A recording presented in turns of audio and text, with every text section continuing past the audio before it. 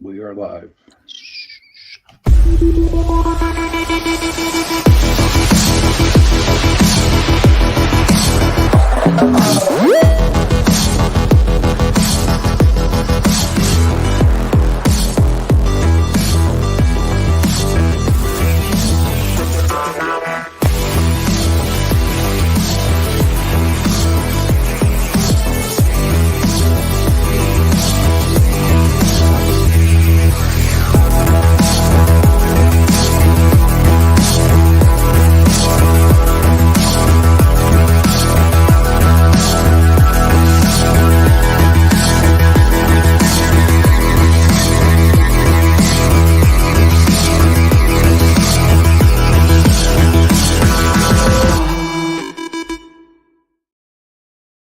Good evening and welcome to Chasing Prophecy on FM 105.3 and 107.7 in New Orleans, where we discuss anything and everything beyond the scope of normal.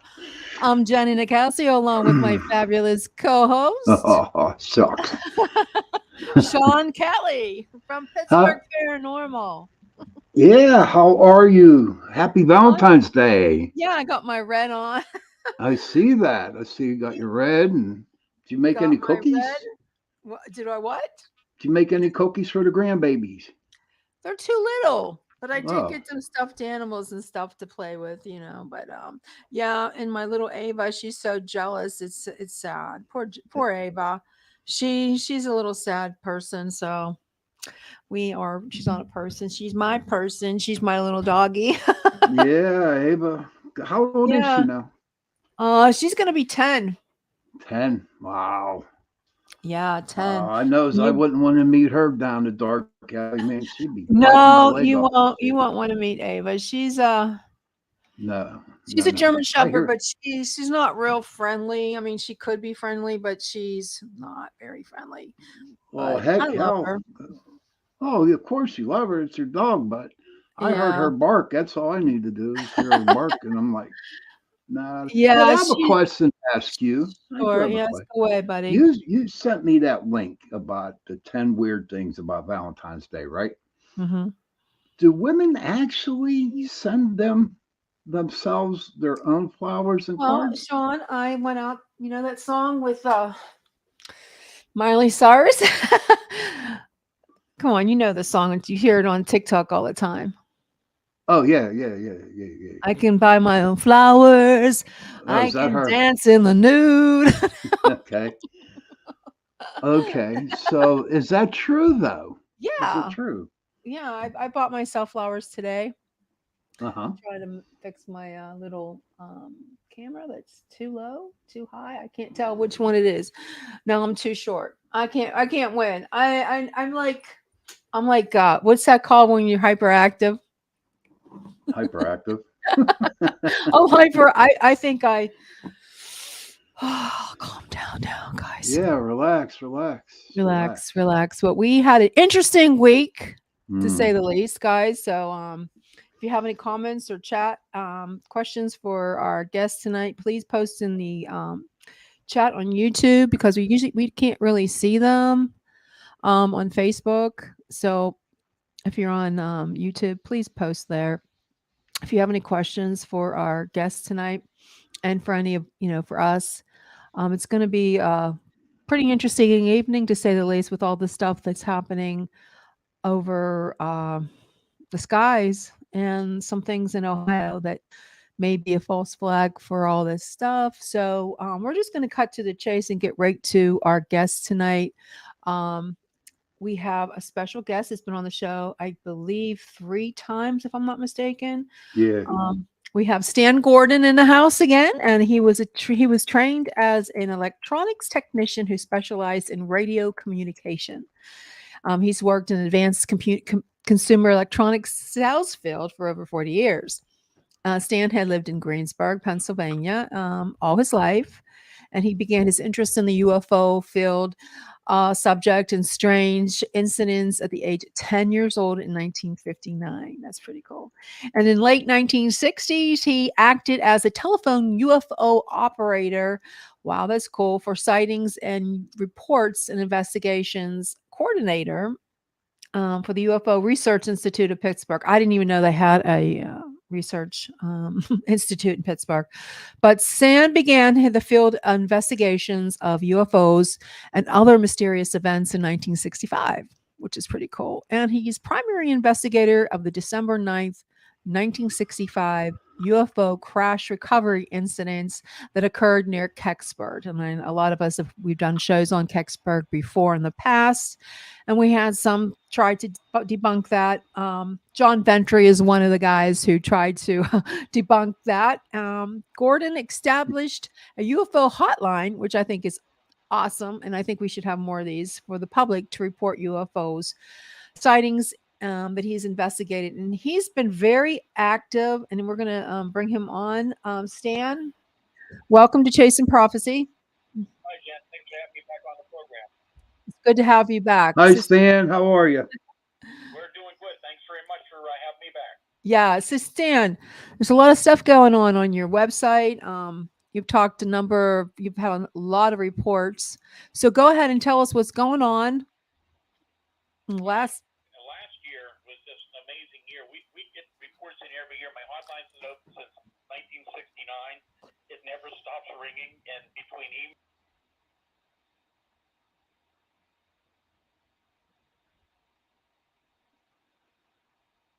Hey, Michael, how are you? I don't know where Jenny went. So good to see you, Michael. Everybody went off. So yeah, I guess I'll continue doing the show until. But back in 2021, reports actually began to increase. We began to have a surge of low-level UFO reports coming in from all around the western Pennsylvania, different areas. And actually, it continued right through 2022. I mean, it was just nonstop all year long. And it wasn't just UFO reports. We were getting Bigfoot sightings, out-of-place animals like Black Panther reports, Thunderbird sightings, these huge flying creatures. I mean, all kind of stuff. A lot of UFO activity and many really detailed reports. And that's what was so fascinating was the quality and the detail of the type of reports coming in from widespread areas. But what really caught my interest is something in the UFO field that a lot of people don't seem to know about, and a lot of people don't talk about much, but you're beginning to hear more about it now on some of the TV shows and on the internet. I started realizing about these cases back in the 1960s. I'll call them mini UFOs because they're very intriguing in the fact that they're not high in the sky, they're low to the ground, and in some cases have come within feet of witnesses, which has happened several times last year in daylight. And really, really interesting reports. So these small objects, they range anywhere from a few inches in diameter, so they're like oversized fireflies. Many of them, however, though, are about the size of a golf ball to the size of a baseball, and many around 1 or 2 feet in diameter. They're generally spherical, but not always. Most of the time, however, they are spherical. Sometimes they look like solid metallic objects. Most of the time, they look like spheres of bright luminosity, bright light of different colors.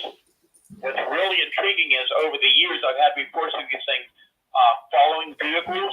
I've had reports of them entering people's vehicles and people's homes through open windows, and then generally going back out. So we have one very strange report, and we've heard others like this too, but I'll tell you about the few minutes of one that reportedly actually appeared inside of a person's home. Really intriguing reports. And so if you like, and it might take a little while, but I'll give you a highlight of just some of the really interesting cases that occurred around the greater Pittsburgh area last year. Awesome. Go ahead and give us some of those reports. Well, this will take a little bit. So starting back in January of last year, January 15th to 22. This is up in Armstrong County. So out in the rural area, Armstrong County. And you may recall that's when we had a one of the really bad deep freeze conditions where a lot of pipes were freezing and breaking. And the fellow who called me, he was out there around 3 o'clock, after 3 o'clock in the morning. He was under his crawl space under his home because he was afraid that he was going to have some damage with his the pipes under there. And while he was under there, he was hearing these strange noises, strange humming sounds from outside, buzzing noises. And the next morning, his neighbor calls him and said, I want to tell you about something really strange I saw on my property, which is right across the road from the fellow who called me originally. I interviewed him, and he wanted to tell me that early morning hours, he was awakened by his horses that were very, very shaken by something. So he gets up and he starts walking down to his barn. So he's about 150 feet away and starts approaching the barn when he sees these lights appear over top of the barn. The lights were shining down, and then he could see the horses all moving around. But that's when he observed this object about 20 feet over top of the barn itself. He said the object was kind of teardrop shaped, about 65 to 70 feet long, had a smooth silver or metallic surface to it, looked something like stainless or galvanized steel. It was solid and smooth, he said. It was emitting a humming, buzzing noise. He said there were numerous lights on the surface of the object, and they looked to be round. There were approximately 8 rows of 20 to 30 lights. The lights would change from a red to blue, then back to red. And he watched this thing hover for about 5 minutes. Unfortunately, he just walked out of his house. He didn't have a cell phone with him. But he said as he watched this, the light suddenly went out, everything went dark, and the object just disappeared. He said it did not take off, it did not accelerate, it just vanished. And that's something, by the way, we're hearing a lot from people in the last year, even from daylight reports that I'll be telling you about. But anyhow, he said as soon as this object vanished, all the horses went back to their normal behavior. And then it was about 7 o'clock the same morning that we received another report from the Pennsylvania-West Virginia border. And one of my research associates, Jim Brown, I believe he got there within the hour after it happened. And he's a very high-tech guy with a lot of good instrumentation. And this was a woman who observed this object in the sky. So it's kind of like a large dark hole in the sky. And it was just hovering there. She ran to her house to go get a camera. And then something interesting happened. When she touched the metal handle of the door, she got a slight electrical shock, which she never did before. And when she went back out again, she got the same slight electrical shock, like a static charge. And anyhow, when she went back outside, the object was gone. But anyhow, It was interesting because we have had several reports now in the last year and a half of people where there were low-level, close-range UFO encounters where people reported getting like a slight static charge. That's kind of interesting. But that was an interesting morning. Lots of other reports going on all year. I'm just kind of scanning down here with some of the cases, and we can talk about some of the other strange ones. And I told you about some of those small spherical objects, small balls of light or smaller objects on the ground. Here was another interesting one. This was April 6th of last year outside of Choate, PA, Fayette County. This was around 3 o'clock in the afternoon. And so here's a husband and wife. They're outside digging in their garden, digging topsoil. They had a wheelbarrow with them. And as they're looking about 50 feet away, they see this small object. They thought at first it was a Mylar balloon. It's silver and circular and about 2 feet diameter. And as they're watching this thing, it gets closer and closer to them. And as it gets closer, it gets much more luminous. It's brighter and brighter, and they realize this thing is not a balloon. So what happens next is really intriguing. So as they're watching this thing, it gets close to them. There was like a little explosion. They said it was like a small lightning bolt shot from the object to the ground. And it sounded like a small firecracker followed by a snap like a spark. The spark started a small fire in the ground, which they immediately put out. And they looked down where the thing had come from, and there was another small fire about 100 feet away along the path. So interestingly, Jim Brown gets on the scene. He got there very quickly, too. He figured, well, if the firecracker or the Mylar balloon that broke up and exploded, there'd be a lot of residue there. There was absolutely no residue of any type on the scene. And he checked for all type of electrical connections. He checked the fence out. And it's one of these cases that make you scratch your head. It's just one of many that were very, very intriguing. April 14th of last year in the afternoon. And I did not put out the description about this object because I wanted to see if we'd receive other reports, and we did. There were other independent reports from just outside of Ligonier during the afternoon of this huge metallic object. Solid looking, about the length. Some people said it may have been as big as a football field. It was flat at the top and the bottom. There were rows of lights on it. One witness told me that it was so bright looking at it, she had to look away because it hurt her eyes. So that was kind of interesting. There's another area that some very strange activity's been going on. There's several areas we know about in Pennsylvania, some we've known for years. These are certain geographical locations where there's a history of various phenomena ongoing.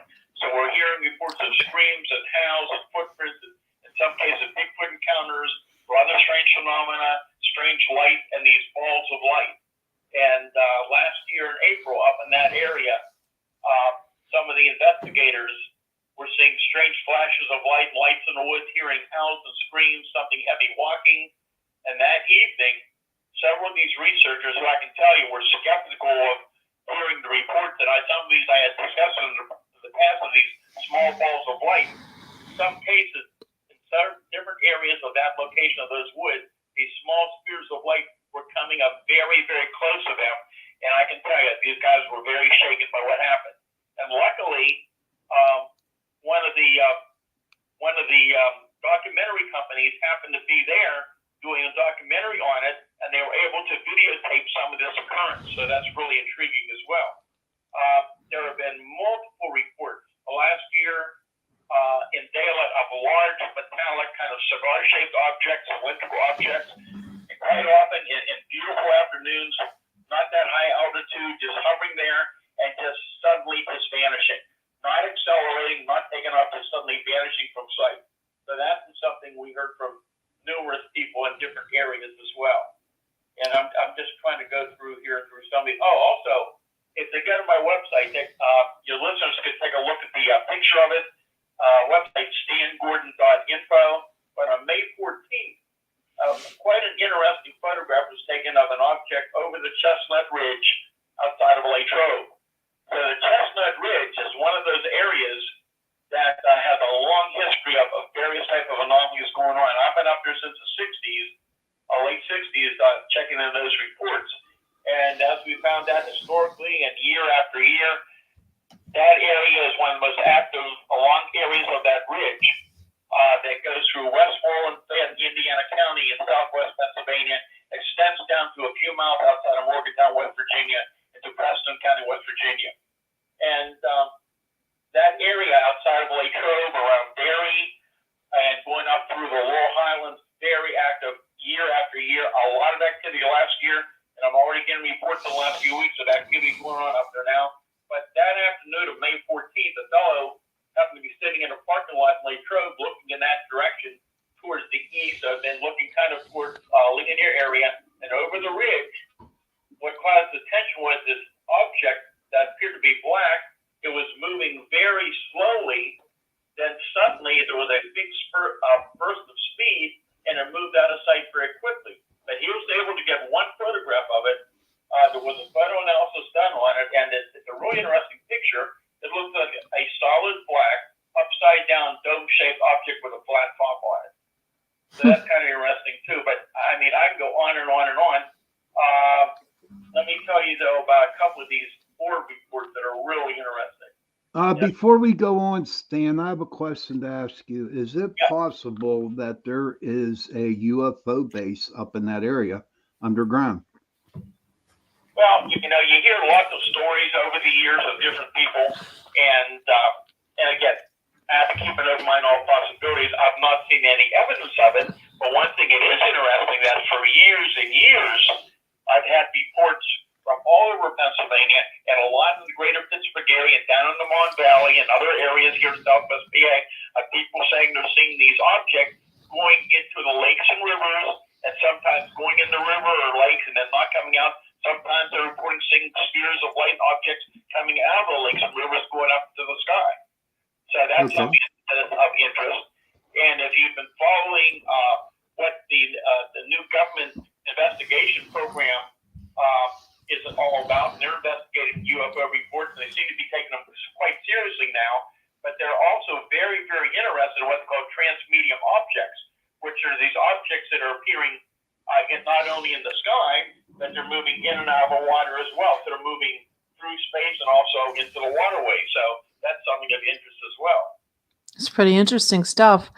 Do you think there's any correlation between what's happening now in any of these sightings?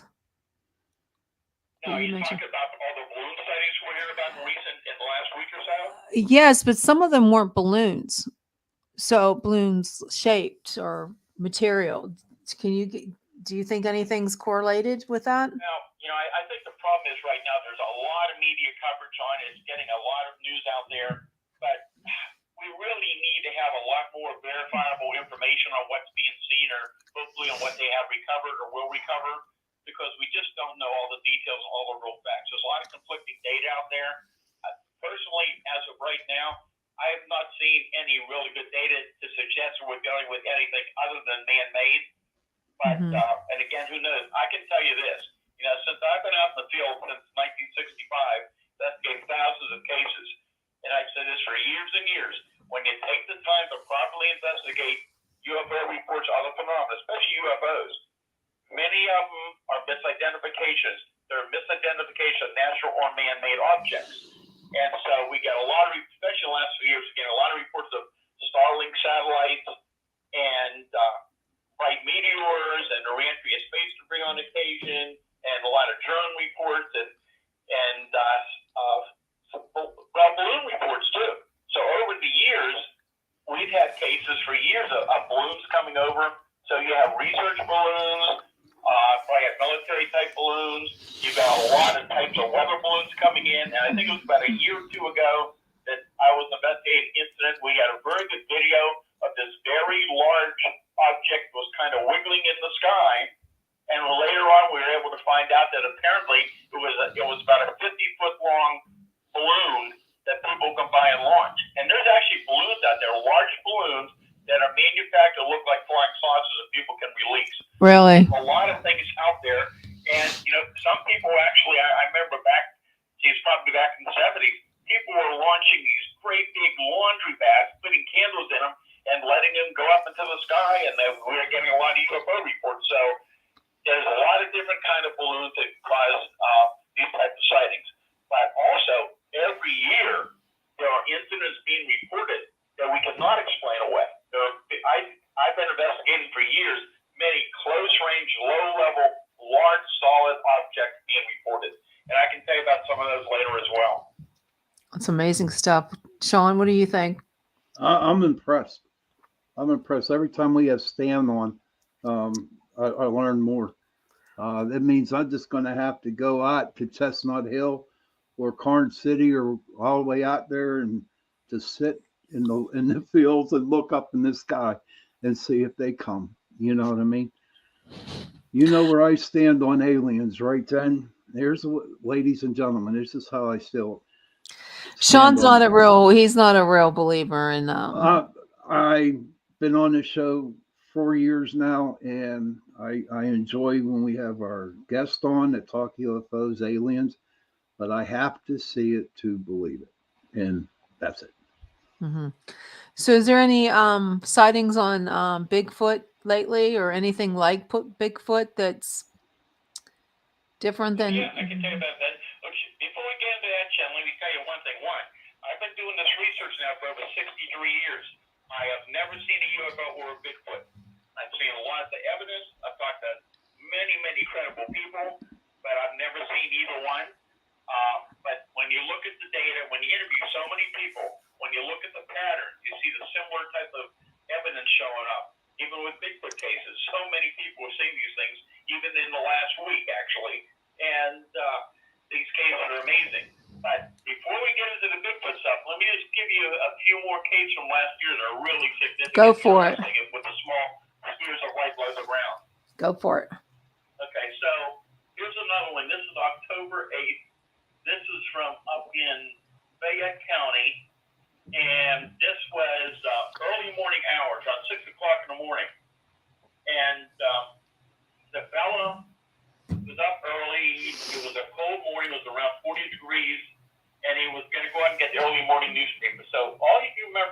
he walked outside in pajamas and slippers, went over to the box, and between the paper box and where he was on the porch, he sees this small ball of light. And he said it was about 10 to 12 inches diameter. It was between him and the box. And all of a sudden, he got extremely tired and sleepy. And then when he was awake and later, he remembered it was making like a slow circular motion, but he got very, very tired as he was very close to this sphere of light. And when his wife awakened, she was stunned because she found him sound asleep about 7 o'clock outside on the porch in that cold weather in his pajamas, which you would never do. And all he could remember was he got so tired when he was near the sphere of light. So now here's what's really interesting. A few days later, I believe it was 3 days later, about 40 miles away up in the Laurel Highlands. So here's a woman, 2:30 in the morning in her home. She had one of those old homes with the high ceilings.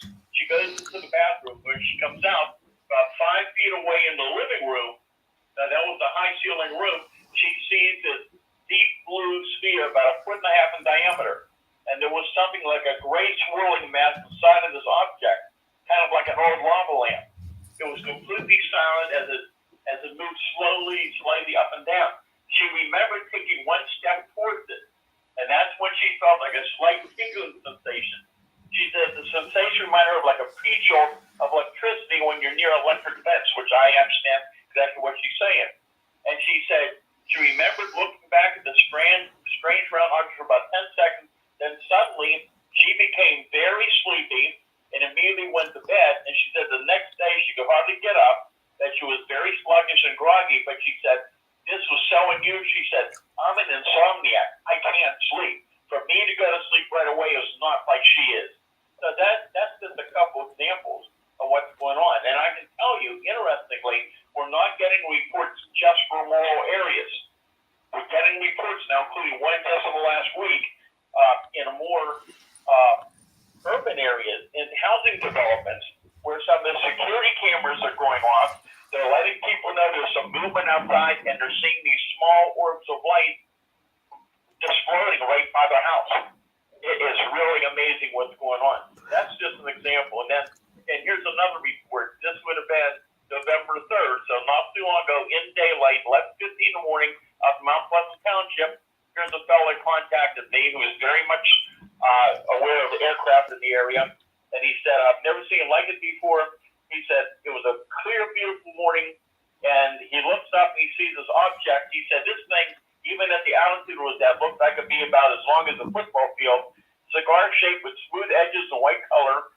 He said it had no wings, and there was no contrail, and he got into his vehicle and just moved a short distance down the road to get a better view. And when he got out, he said it was gone, and he said he could not understand how he could not see it in that short period of time. He should have been able to see it leave, and it was just gone. That was typical of many reports we received from different people in different areas for months.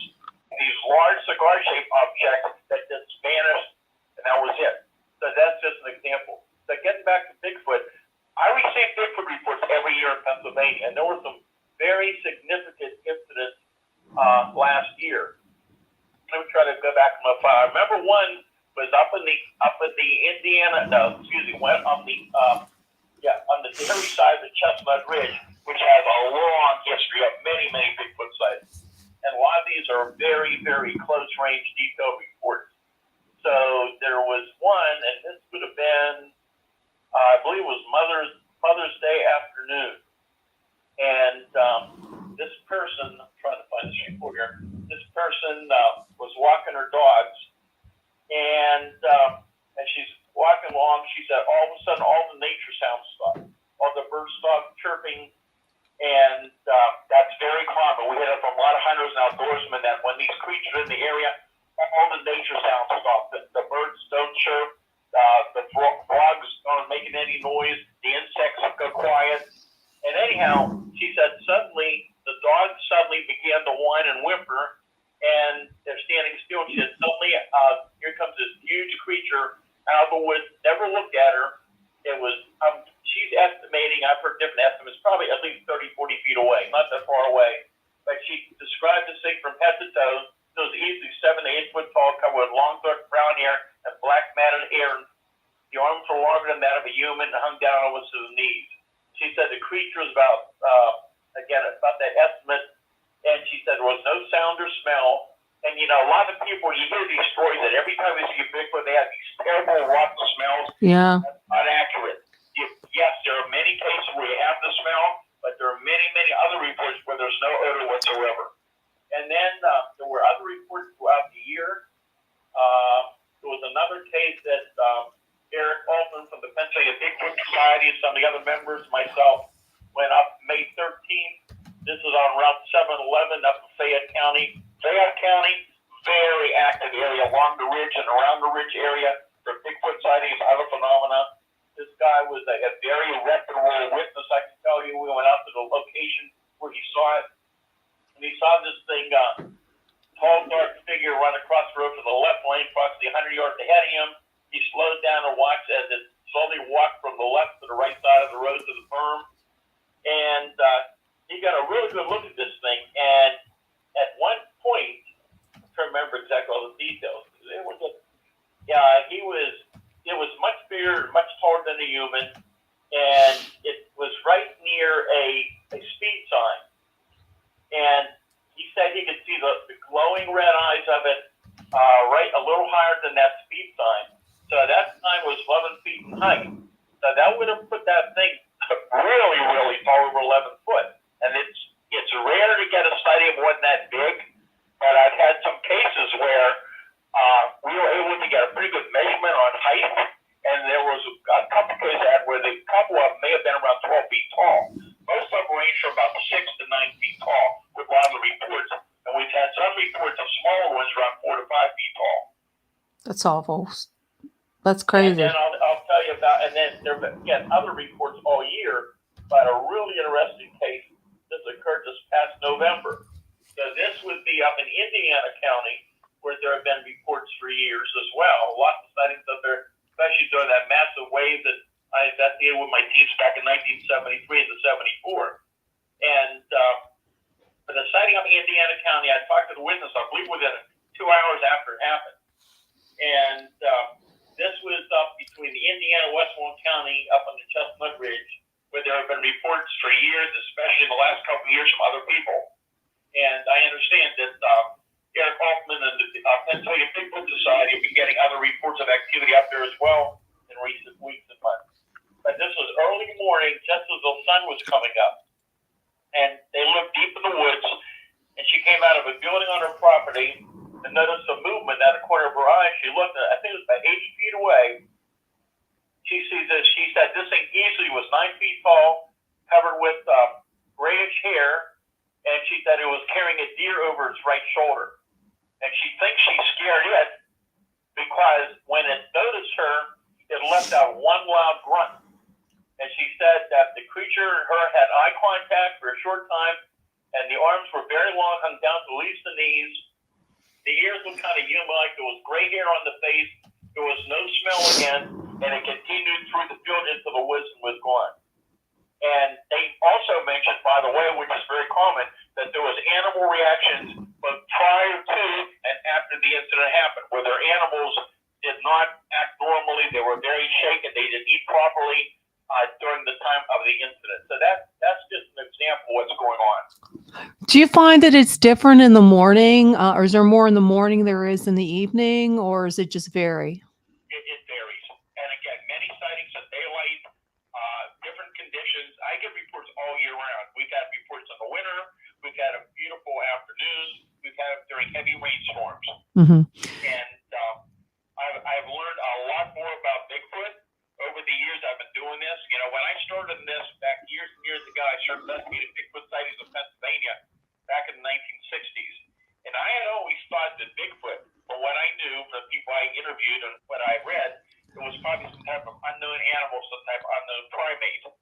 But as years went by, especially in the 1970s, when things began to really open up with incidents, that we're dealing with something that's much, much stranger. And if you like, I'll go into that, but it's pretty detailed, but quite interesting. Yeah, I have a question. Is there more women or more men? Is it equal? Like, would you say they have witnessed these or seen these? give you a statistic. I can tell you men, women, and children have reported incidents from all backgrounds, all age groups, from all over the state. So, Southwest PA is very active. We're hearing a lot of activity even the last couple of years. Up, way up almost the New York PA border, up around the Allegheny National Forest, some other areas along there. But we get reports from all across the state. But and again, all type of weather conditions all year round, you get reports. Mm-hmm. And what were you going to say? Okay, so anyhow, if you'd like me, I'll tell you about what happened during 19. Yeah, go ahead and tell us what you. Go ahead and tell us. Okay, so anyhow, back in those days, in 1970, I had started my first of 3 research groups. I was the Westmoreland County UFO Study Group, and I have to tell you this because it's part of the bigger story. And anyhow, I found that group. These are all volunteer groups, and that group was kind of unique in that most people involved were specialists. We had all types of scientists, engineers, and technicians. We had police officers, former military people, and we all volunteer our time around our full-time jobs to do the research. And we started in the Pittsburgh area. By 1973, we had extended to cover the state of Pennsylvania. And we were just being jammed with reports. And we were really surprised that we were getting reports from the news media, from law enforcement, and reports are coming in on quite a regular basis. So we were really lucky that we were set up. Because 1973 comes around, and first we had the biggest UFO wave ever documented. And this was covered a lot. You got to remember, 1973. Well, there wasn't cell phones back then. Internet was nothing like it is today. It was just getting started. And so a lot of the local papers and the statewide papers, even the national papers, were picking up a lot of these reports. And there were hundreds and hundreds of UFO reports coming in. And of course, we were able to explain a lot of the cases. There were misidentifications, but there were many, many very detailed reports. And they were not just lights in the sky. These were large, what appeared to be large, solid objects, many cases low to the ground, following vehicles, hovering over highways, or incidents on the turnpike, or incidents all through the Pittsburgh area. And it was just amazing what we were dealing with. And so we were just really, really busy just trying to keep up with all these UFO cases.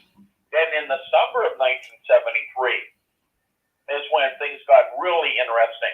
That's when we had the biggest outbreak of Bigfoot sightings ever documented. That continued to some of 1974. And many of those Bigfoot sightings were in daylight, many of them at very, very close range. So we're talking, in some cases, 5, 10, 20 feet away from witnesses. In some cases, more than one creature seen together.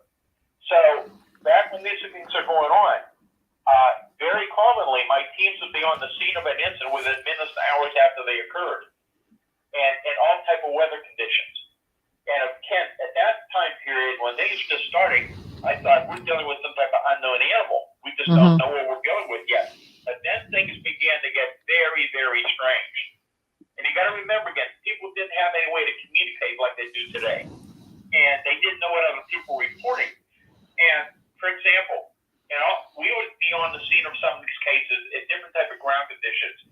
And we see these large, unusual footprints with very large strides between them that would go for a distance and then just suddenly stop. But there should have been more tracks. That also occurred in the snow. And by the way, that's still occurring in recent years, and not only in PA, around the country. And we're all scratching our heads like, there's no way that this could be fabricated. Like, where did these tracks go? Or where did the thing go that made the tracks? And then things got even stranger and stranger as reports were coming in. Then we began to see a pattern. We have a UFO sighting in a particular area. Within minutes, hours, and days later, we'd have a Bigfoot sighting or vice versa. And then we had some of these amazing cases with Bigfoot and UFOs seen together at the same time and place. If you want me to go into detail, I can tell you some really interesting cases. It'll take a little bit of time. But if I'm going to tell you about it, here's something you need to be advised for your listeners. I am not suggesting that Bigfoot is a passenger in a spaceship from another planet, because we don't even know for sure what we're dealing with. I said years and years ago, it's very possible we're dealing with more than one origin to the unknown category of the UFO phenomena. That it's possible that maybe a small number of these reports might be extraterrestrial, but I've seen more and more data now And there's a lot of cases going around. I wrote about these in the 70s, and now all over the country, you're hearing similar cases that we're dealing with a phenomenon, both with certain new types of UFOs and with Bigfoot, maybe other cryptids that have a physical and a non-physical component to it. That these things, they're suddenly here and they're gone. You hear and they're gone. They can leave evidence and they're gone. That's why there's no bodies. And even with many of these UFO reports we're getting for years, even in daylight, we sometimes have large solid objects that just suddenly appear out of nowhere. Sometimes it's just hovering and they slowly begin to fade away and disappear. In some cases, they physically change one form into another. There's a lot more to this than any of us understand. If you're just joining us, we have Stan Gordan from Greensburg, Pennsylvania, reporting on some unusual activity that's been happening for the past year. So if you have a question for him, please put it in the comment. Stan, go ahead and tell us some of your different cases. Well, what really convinced me, and I'll tell you two cases. I'm going to give you the abbreviated version because they're long and they're very involved. I wrote about these in my Silent Invasion book in great detail. But anyhow, here's what happened. Here was a case among others that really stands out. It's a pretty famous case. This is October 25th, 1973. I remember it very, very well because it was so unusual. And there have been many UFO reports coming in on my hotline from around the state during that 24-hour period. It was about 10:30 that night that I get a call from a state trooper from the Uniontown Barracks up in Fayette County. He had just returned from investigating this multiple witness UFO landing up there, and he said to me, he said, there's a good chance there's something still up on the farm. Can you get one of your teams up here right away? So we did. It was already late at night. We got one of our teams together. We've got our radiation monitors. We've got our radios and other equipment. We found our way up to that remote area in Fayette County. What we found out was about 9 o'clock that night, 15 witnesses observed this barn-sized red ball about 100 feet off the ground, hovering and slowly beginning to move downward. And it was the farmer's son, who was the adult in this story, that was coming out to visit his family out there in Fayette County. And as he's coming down the farm road, he sees this object in the sky and people standing outside watching this thing, so he slows down. And then he goes to a neighbor's house, which is a better location, get a better view of the pasture area, the farm his dad had out there. And it looks like this large round sphere is going to land on his dad's farm. So he and these two young neighbor boys are also watching this. They decide they want to go up and see what this thing is. So before going up to the field, they stop over at his dad's farm, and the son, the older fella, grabs a 30-06 and a handful of ammunition. And as they're heading down the farm road, dogs around the area are carrying on. They hear these high-pitched whining noise and these baby crying sounds. And the fellow didn't realize, but in a handful of ammunition, he had 2 tracer bullets. So the guys out there that hunt, they know that when you fire those tracer bullets, you just get that luminous trajectory as you fire it. Anyhow, as they're getting closer to that area, again, all these sounds are getting louder and louder. They make their way up to the pasture. And when they get up there, they can't believe what they're seeing. About 250 feet away is this huge, maybe 100-foot diameter object on the ground right above it. But it's not a complete sphere now. It's like a half a sphere. It's a big white dome that's illuminating the whole area, making that loud whirling sound. Anyhow, they're standing there watching this thing, and then their eyes are focused on, the attention is drawn to a barbed wire fence about 75 feet away. And along that barbed wire fence are these 2 huge air-covered creatures walking upright, moving slowly in their direction. Very typical, like a typical Bigfoot report. These things are covered with long, dark, I believe, kind of grayish, brownish hair. And the arms are so long, they're down past the knees, almost to the ground. They have no neck. They have large, luminous green eyes, about as big as a 50-cent piece. And they're making this whiny, crying noise. And one young boy is so frightened he ran out of the field. The other boy starts yelling at the adult, shoot at him, shoot him. He takes his first shot. His first shot was a tracer. He fired over their head. There was no response. But when he fires that second tracer, the largest of the 2 creatures, the one in front was the biggest. It's about 8 feet tall. The one behind it's about 7 feet tall. They're slowly moving along the fence line. When he fires that second second tracer, the largest creature, makes a loud crying, whining noise, reaches out as though to grab that tracer. And when he does that, that huge glowing object in the field vanishes and is gone. It doesn't take off. It just disappears. Most of the luminosity is gone. The sound stops. The creatures turn around, so I start walking back along the fence line towards the woods.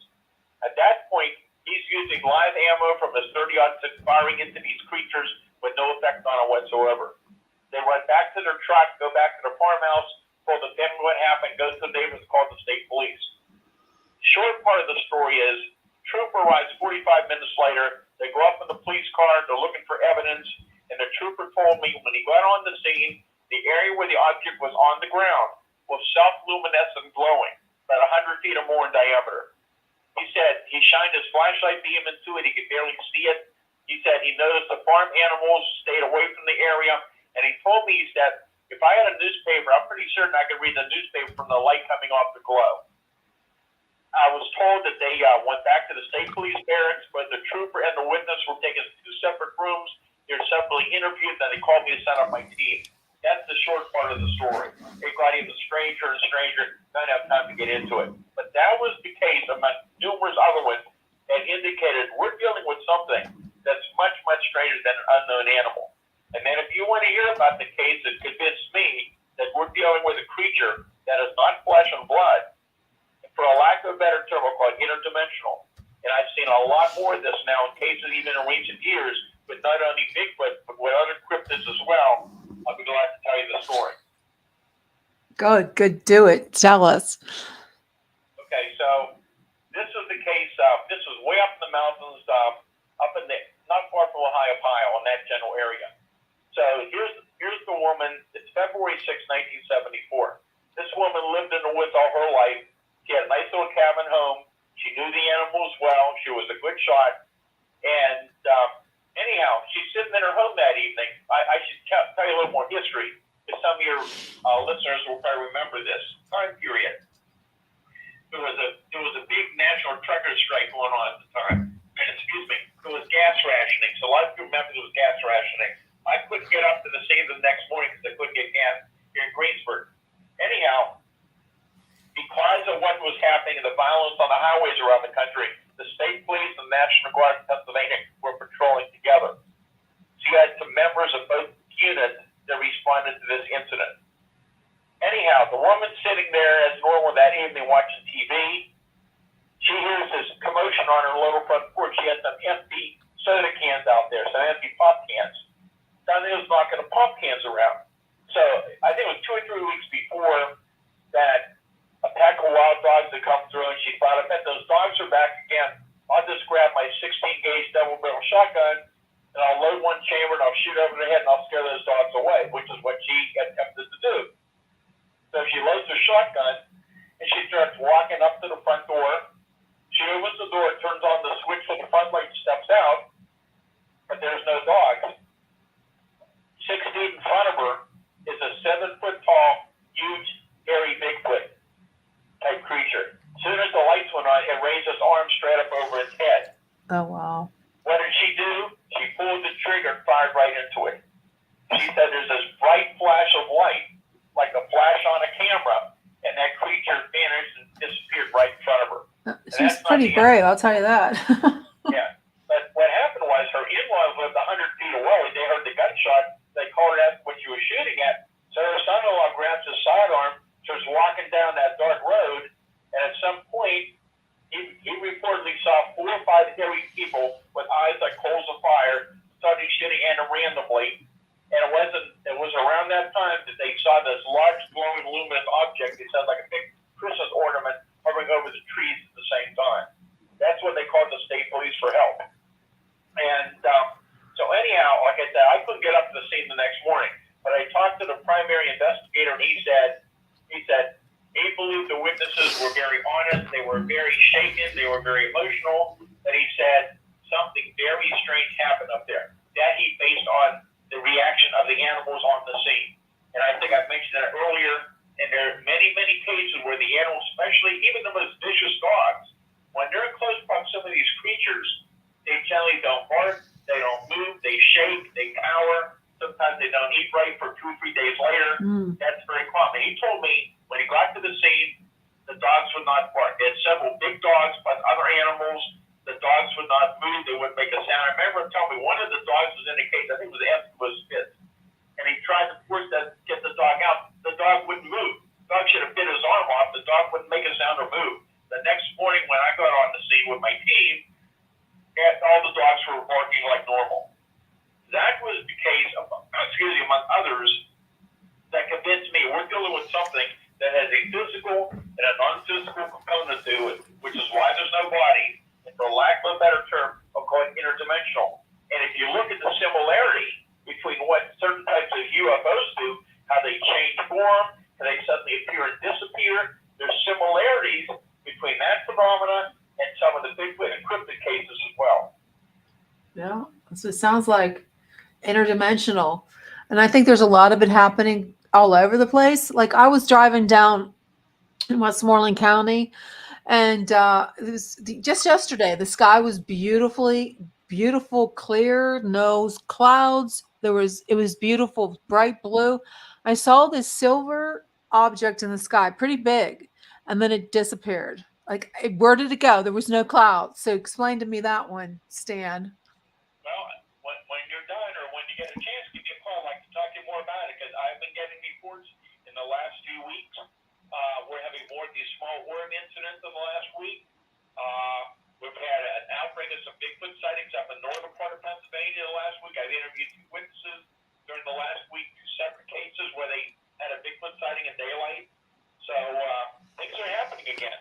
Let me ask you something. There's been a lot of reports lately on, even Tucker Carlson had it on, mentioning the Project Bluebeam, that the government or somebody, some psych ops is doing this to put this fake UFO invasion to try to control us or make us rely more on the government to help us. Like, oh, we'll protect you from this, whatever's going on.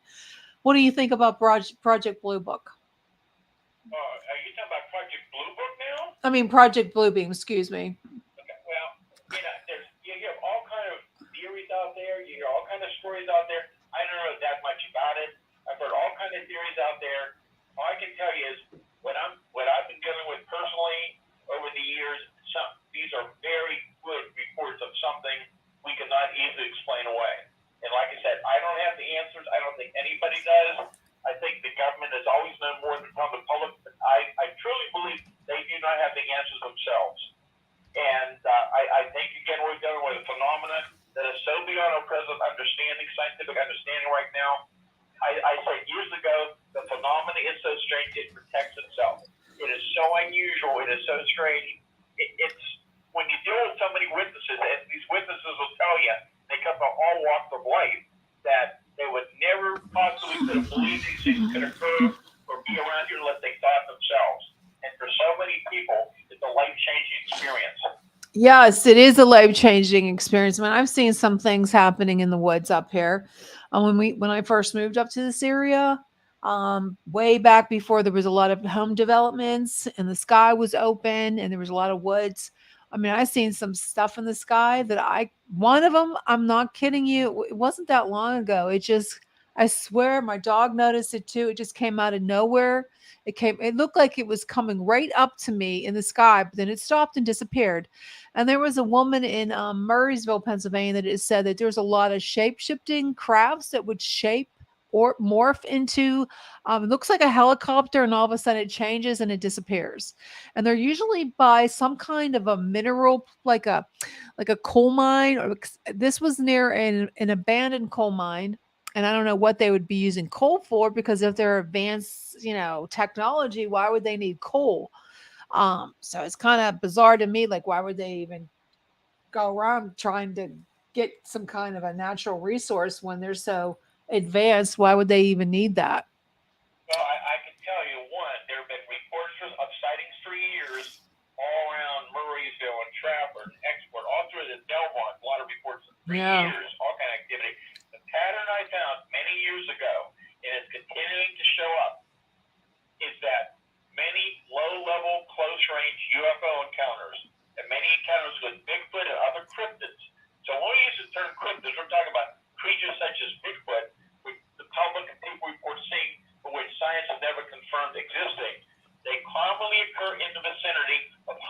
energy sources.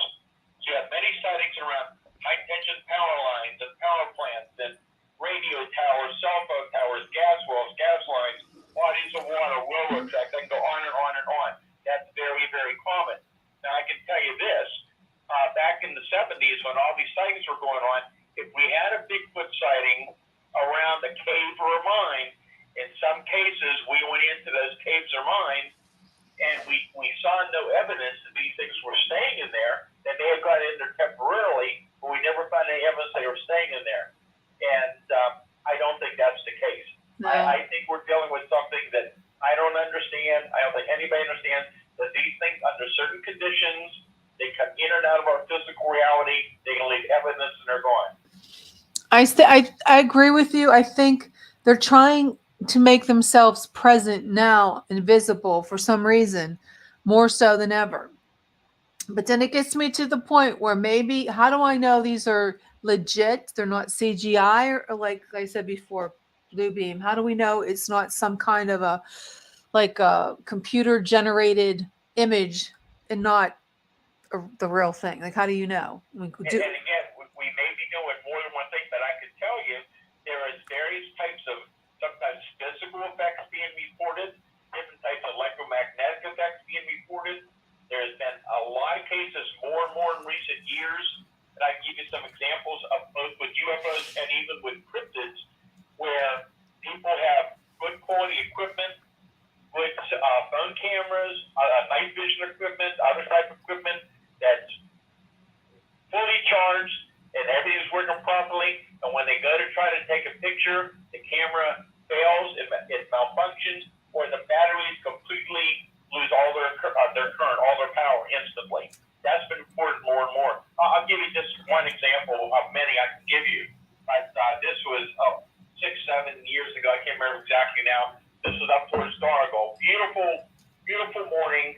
This fellow was sitting by his window. His dog was laying on the carpet next to him. He's sitting there drinking coffee. It was a beautiful morning. Suddenly, he gets jet blackout. Just like a terrible storm. And he's like, what is going on here? He grabs his fully charged telephone, and he calls his dog. But his dog, which goes with him everywhere, refuses to move or would not go outside. The guy walks out to his driveway on his property, and about 500 feet above him is this huge, solid, black, silent, triangular object that's hovering there. That would be crazy. He grabs his phone to take a picture Definitely. of it. The battery is completely drained of power. And there was other EM effects on the property as well. That's just one example. That's something. Well, I know there's a lot of people who have seen these lights in the sky. They feel sick afterwards. Like, I know a family and they run a metal recycling in Jeanette, PA, Grapeville. Mm-hmm. And they seen something in the sky. The whole family was ill the next day. Like, felt like they were drained. They didn't feel good. They slept a lot. Okay. And if you remember, we talked about earlier, we talked about those two fairly recent cases where people were within feet at low level of these small spheres of light, and they got very, very tired.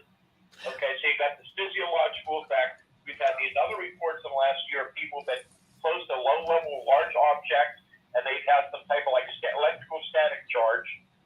We're getting a lot of reports of electromagnetic interference from different cases being reported. So there are different effects going on with these things. They're going to be serious effects. If the people at Jeanette want to contact me, I'd like to know more about their case. And anybody out there that has any sightings recently in the past, they can reach me as well. Yeah, I do believe that was one of my first cases. This is a while ago, but I just talked to the woman not too long ago. She reported it to MUFON, and they didn't do anything. They just kind of blew her off. So I can try to contact her to see if she'll be interested in talking to you. Wouldn't hurt.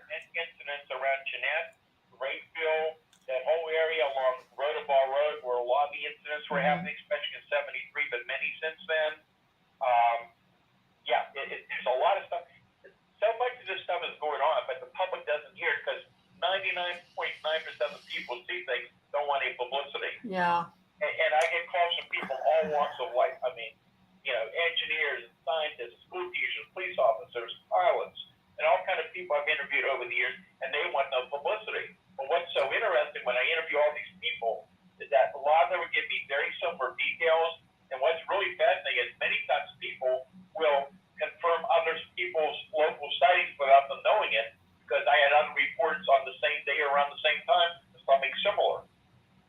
Exactly.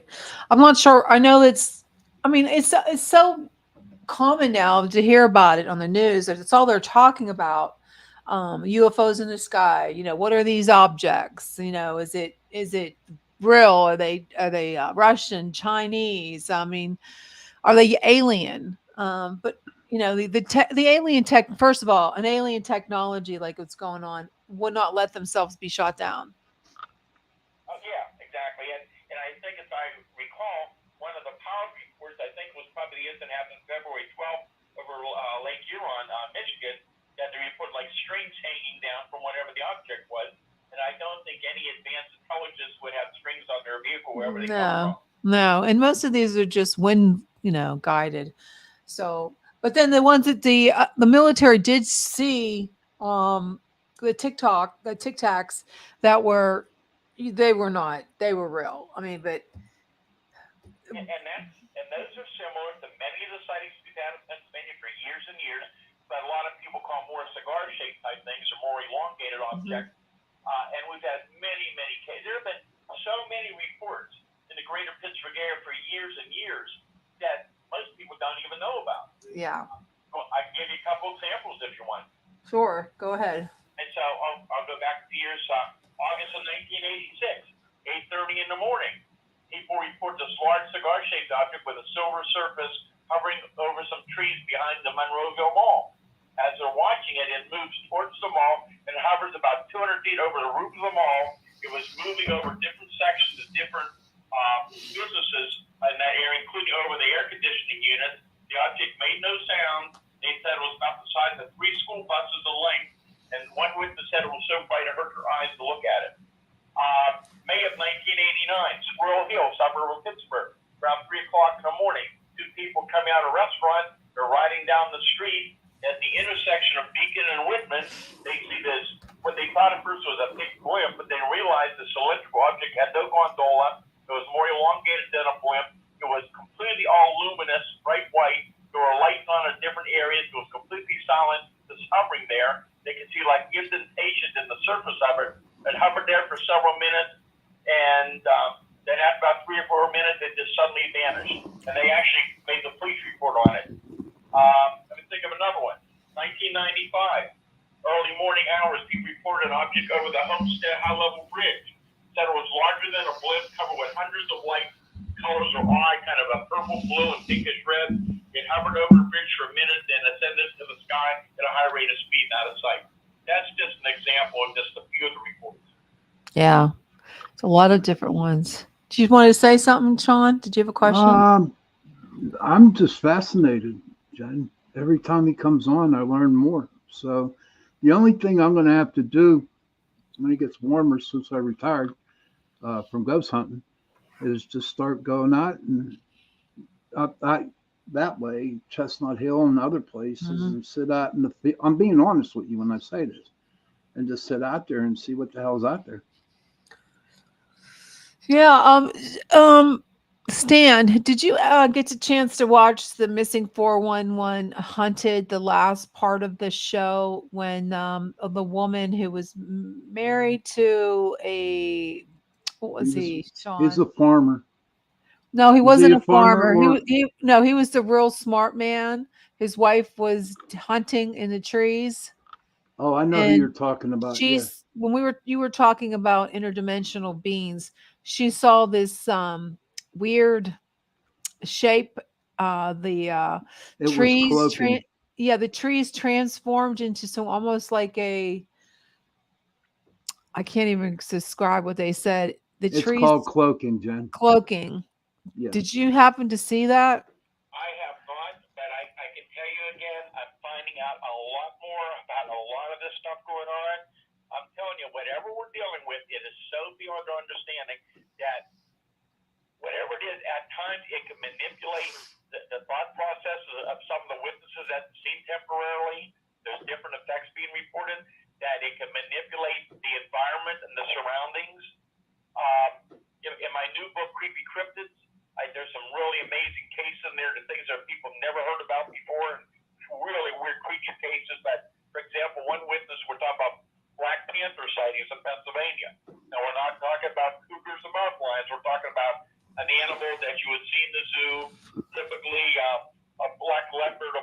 jaguar.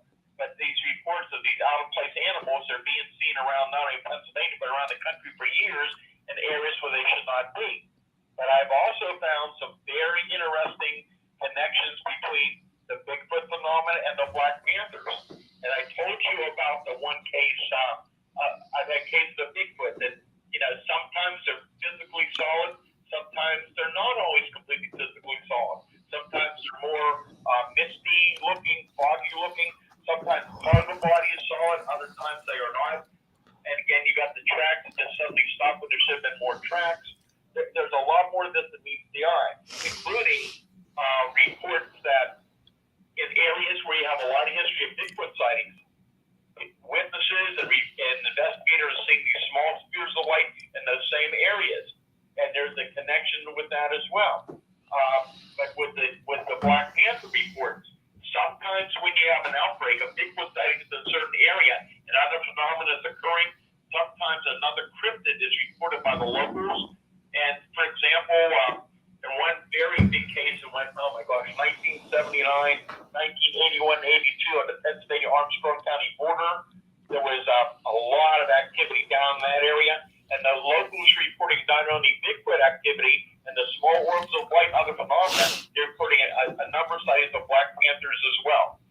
And if you have a minute, I'll tell you a very strange case I investigated in 1983 that led me to believe that there's more to the Black Panther reports too. No, go right ahead. Of an animal. Go right ahead, Stan. This is February, it's in my memory, it's February 1983. Fellow was coming home, it was late at night, around 1 o'clock in the morning, his car's overheating, it was very cold. He pulls into the driveway, and he goes in to get a can of antifreeze. He goes back, he starts putting antifreeze in the car. A few minutes later, he hears this loud growl. He turns around, and I think about 20 feet away, there's this large black house cat sitting there, growling at him. Well, he didn't think much about it because he's out in the country, and there's cats all over the place. So he goes back to putting more antifreeze in the car. A couple of minutes later, he hears a louder growl, and he turns around to look, and that large house cat has now visibly grown to twice its size, and it's growling at him ferociously. So he throws that can at it, and the thing growls at him, and it starts walking outside where it's well illuminated, and he runs into the house to try to find his pistol. When he comes back out, the creature's outside, and he said, I couldn't believe what I was seeing. What I saw at first was a small cat, now has fully grown to an animal I would see in a zoo, like a black panther, with a long, thick tail, glowing, luminous yellow eyes that's growling at me. He said, I took a shot at it. I don't know if I hit it, but moments later, it physically just vanished right in front of me and was gone. Huh. That's crazy. What do you think, Sean? Now, how do you know some of these people aren't just nuts? Okay. You have to interview so many thousands of people, and you see the patterns, and you get the little details, and you see the emotion. I mean, in the last 6-7 years, I was doing live interviews with face-to-face, I should say, with some hunters and outdoorsmen. Some of these guys have been out in the woods for years, and they have tears coming out of their eyes. You can see the emotion in them, how they loved the woods, how they lived in the woods all their life, and now they're afraid to go out in the woods anymore after what they saw. I mean, you can tell when you interview so many people, the little details, when you question them, the location, the similarities, the patterns. Yeah, you can generally tell if somebody's putting you on or not. And so many of these people I've got to meet, and some people got to know some of them very well over many, many years, some of their families, and you just know that something happened to them that they were affected by. Yeah, I hear you.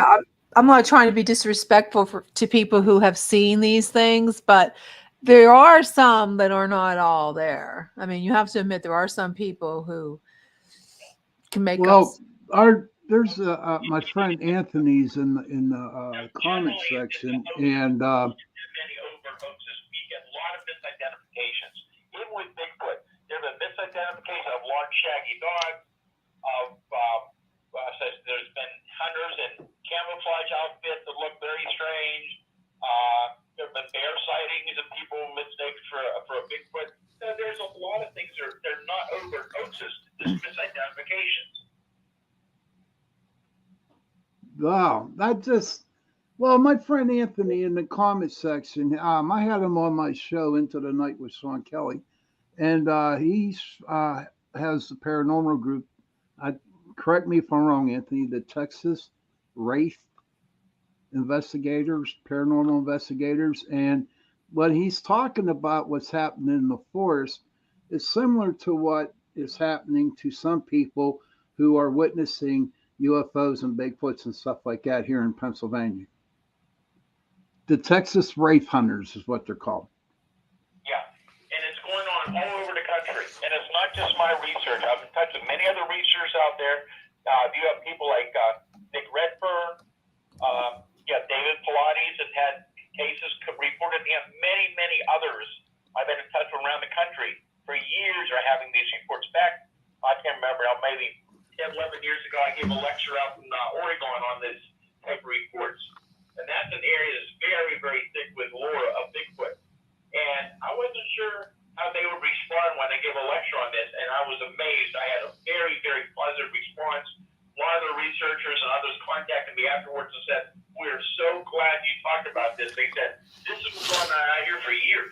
We have the tracks that vanished. We have the balls of light. We have the UFO Bigfoot connection.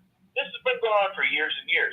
And one thing I found back in the 70s when I started writing about these cases, I was in touch with a lot of the well-known names in the Bigfoot field in the United States and around the world. And I talked to a lot of these people about it, and they were aware of it. And they were getting reports, but many of them told me that they were not going to write about it. They were not going to get involved, and they didn't want to be laughed at by their fellow researchers. So they were just not going to talk about it. My position was I didn't have the answers. These cases are well documented. I don't know what we're dealing with, but it's important to get this out, and hopefully it'll influence other witnesses and researchers to talk about it. There you go. I don't know. It's just fascinating and it's interesting.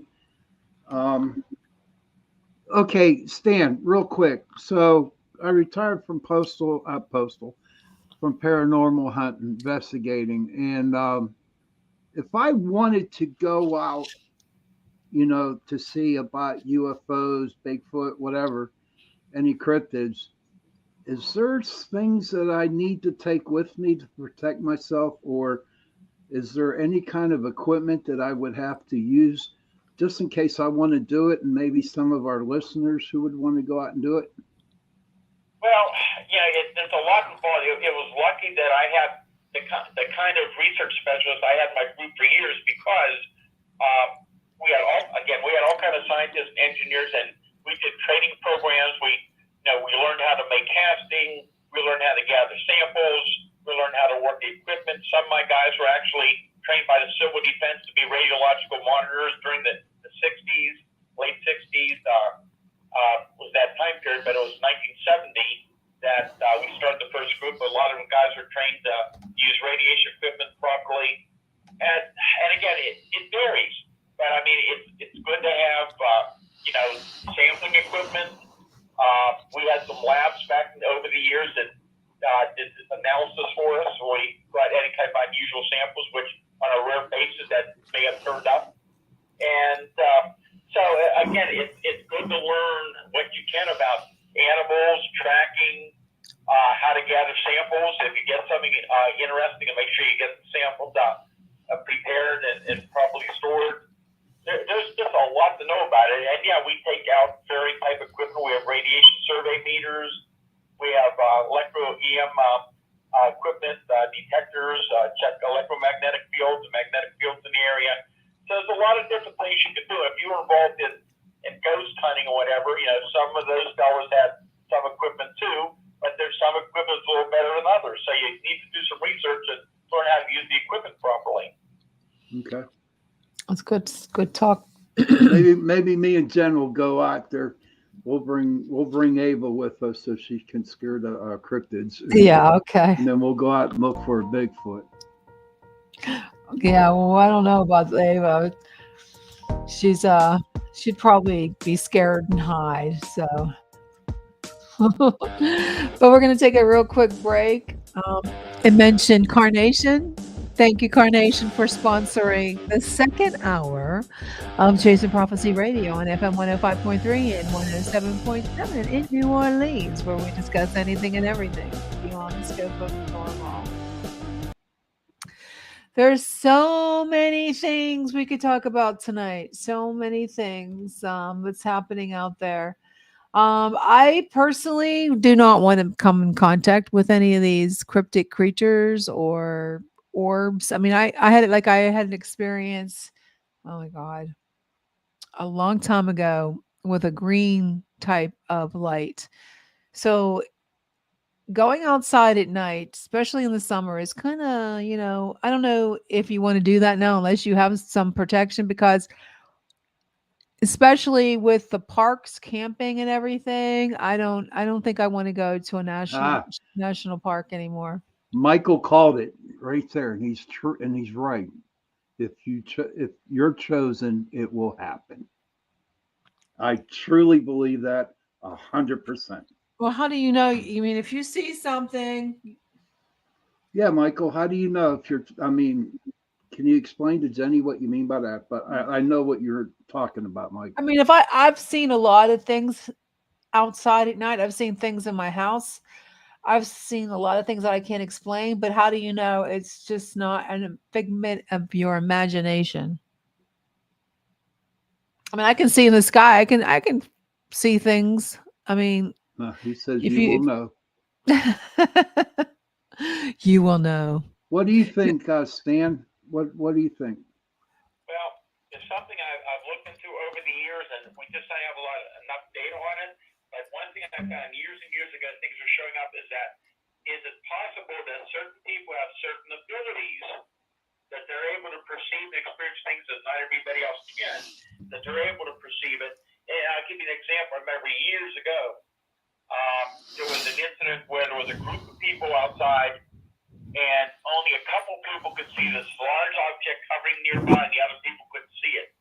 So do certain people have certain abilities, they're able to perceive these things, or could it be that the phenomena itself is attracted to some people? They have certain abilities. I agree with you 100%, Stan. I mean, all I know is when I had that near-death experience where I died, whatever you all want to call it, it just seems like when I came back, my senses became more heightened. Do you know what I mean? Started to see things, hear things, and feel things that weren't there. So I truly believe that, and I truly believe what Michael has to say too on it. Well, here's what I found. There's kind of two categories of a lot of these incidents. One, almost anybody can be at the right place at the right time and have a UFO sighting or see a Bigfoot maybe right out in front of her car. We get a lot of sporadic reports. But then there's a second group of individuals. And some of these people I've been in touch with maybe 30 or 40 years or more. I remember one person, I talked to this person the other day. I probably have known her now for, oh my God, well over 40 years. And she was a little girl here in Westmoreland County that was missing. There was a search for her. They searched for hours. They found her standing in the middle of the field that they had already gone through more than once, I believe. And throughout, she had a missing time experience. Throughout her life, from the time she was young, she had paranormal experiences. Later in life, she had Bigfoot encounters, but sometimes other people were with her. She had UFO encounters, all kind of phenomena. Then, as time went on, her children began to experience it, and now her grandchildren. And I found this in other cases as well. Some of these people, and I have quite a lot of these people, call me and thinking they're the only ones like that, and yet they're so similar. I've always said, if I could get 10 of these people who don't know each other and tell them to write down, let's say, 10 different experiences from the time they were very young, you would be amazed at the similarities of these accounts. Wow. There you go. Sean, you back? Yeah, I got a call from the producer. Did you hear what he said? No, I didn't. Go ahead. Sorry. That's okay. Yeah, I'm starting to think that some of these people, I mean, I believe what's going on is happening. Problem I have is I don't trust our government or the military, and I don't know if they're making these things up. And that's my problem. Well, see, here's what's going on. What I'm thinking right now. All of a sudden, you have all that crap going on in the government with Biden and all that crap going on there, and then you had that trade development over in East Palestine, Ohio. Yeah. Okay, and what did they do? They called it a control fire, whatever it was, to release those toxic gases out. Mhm. So that happened, right? And so I think by throwing all this UFO crap out there in the media, it's like deflecting off Yeah, the it's train. deflecting. It's like, what do you call that when they do that on purpose? Like a I false call it flag. deflecting. And look at all the other stuff. I mean, come on, a control explosion. I mean, control. And that And was here- it was poison. Yeah. It was poison. It's deadly on contact. And look at all the So- animals that have died. And so they it didn't have any of that on no one was reporting it. No. And all they're reporting is these UFOs. They were trying to get they were distracting us. So we didn't talk about it. The news did not report it at all. And that's big. I mean, the water was contaminated. They were evacuated. That was and- 100 miles from the place. Yeah, from it's the very train wreck. close to the Pittsburgh. Beaver County. Beaver County. Yes, it's very close to Beaver County. It's scary. I mean, I Yeah, don't know who like- we can trust.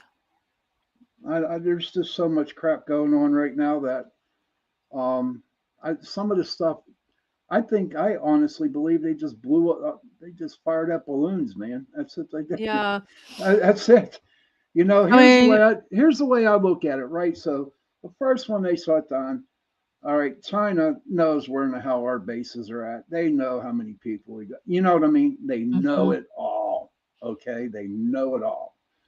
And it's just a distraction.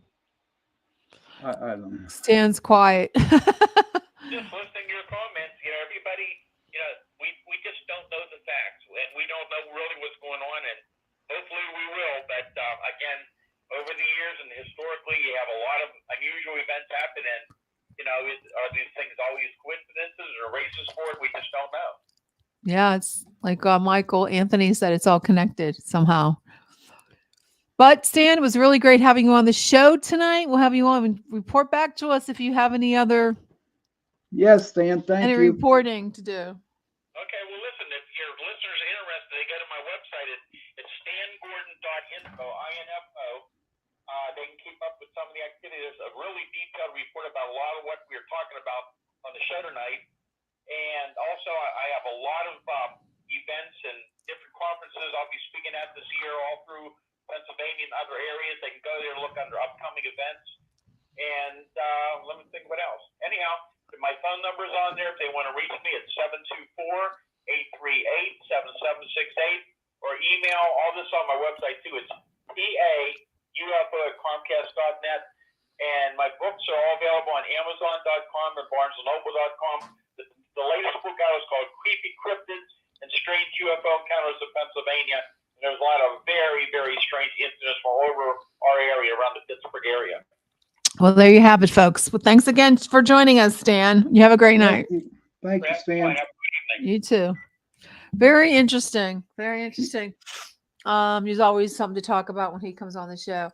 Yeah, I mean, I enjoy what he tells us about his research, about his clients that he has worked with, and I'm impressed with him. Yeah, I am too. I'm going to But- play a but what- Go ahead. But what bothers me a little bit is that most of the cases were back in the 70s, okay?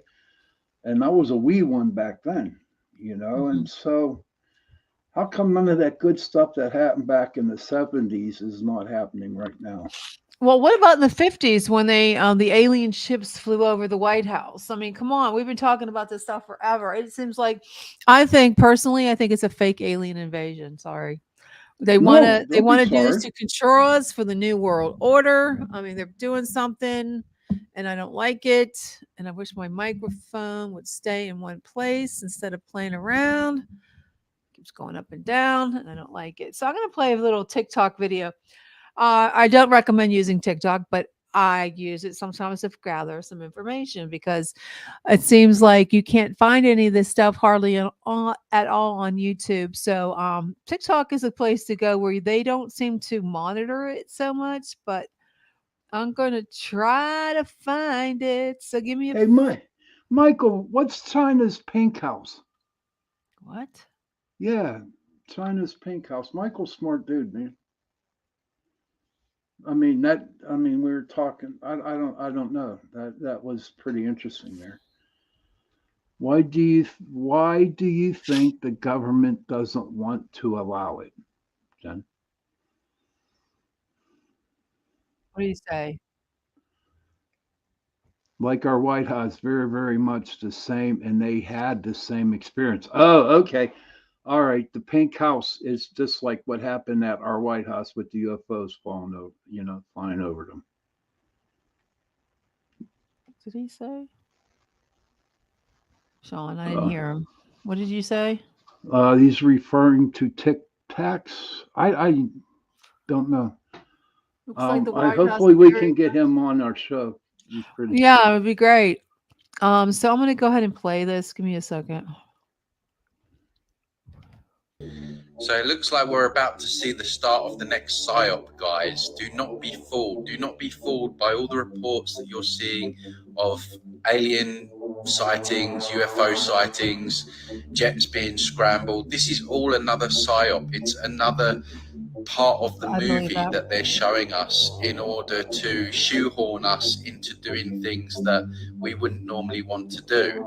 So governments can play the savior in this fake alien invasion, but in order for them to do that, there will have to be more restrictions on our freedoms, probably a digital currency and a social credit score as well. They're getting desperate now, and they're using all kinds of tactics. I totally Project agree. Bluebeam, go and research it. This has been known for many years from alternative researchers that they're going to do this. So don't be fooled by all the UFO BS that you're going to see in the next few months. I totally agree with that. And I also have this to listen to because it's just as bad. It was when they had the press conference with the Pentagon during the Super Bowl, which blew my mind. That kind of blew my mind. Did they really? Yeah, which was stupid. Because no one watched it.